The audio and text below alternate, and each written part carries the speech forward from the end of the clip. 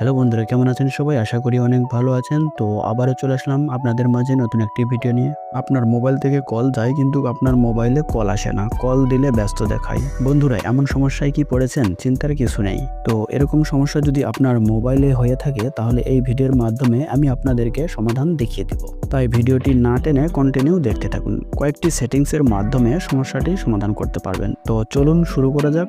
শুরু করার আগে আপনাদের কাছে ছোট্ট একটি রিকোয়েস্ট, চ্যানেলে যদি নতুন হয়ে থাকেন তাহলে অবশ্যই চ্যানেলটি সাবস্ক্রাইব করে দিবেন এবং আমাদের সাথেই থাকবেন। তো আপনার মোবাইল থেকে কল যায় কিন্তু কল আসে না, খালি ব্যস্ত দেখায়। এরকম সমস্যার সমাধান করার জন্য প্রথমে আপনার মোবাইল থেকে ডায়াল প্যাডটি ওপেন করে নেবেন। ডায়াল প্যাডটি ওপেন করার পর উপরে একটি সেটিংস আইকন দেখতে পারবেন, অথবা অন্যান্য মোবাইলের ক্ষেত্রে 3 ডট আইকন থাকতে পারে, আপনি ওখানে ক্লিক করবেন। ক্লিক করার পর এরকম একটি ইন্টারফেস দেখতে পারবেন।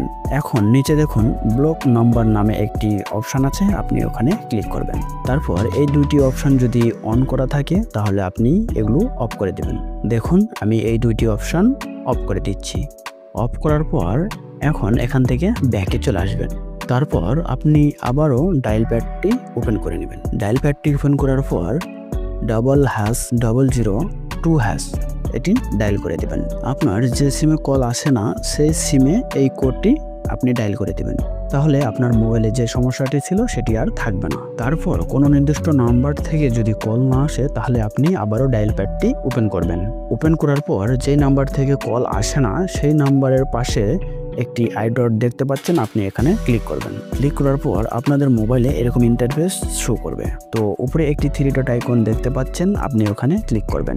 ক্লিক করার পর নিচে দেখুন আনব্লক নাম্বার নামে একটি অপশন আছে, আপনি ওখানে ক্লিক করবেন এবং এখানে আনব্লক করে দিবেন।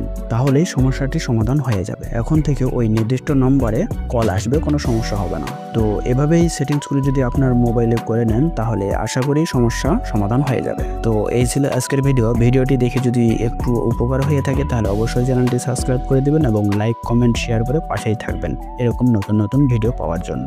ওকে, সবাই ভালো থাকবেন, সুস্থ থাকবেন। ধন্যবাদ।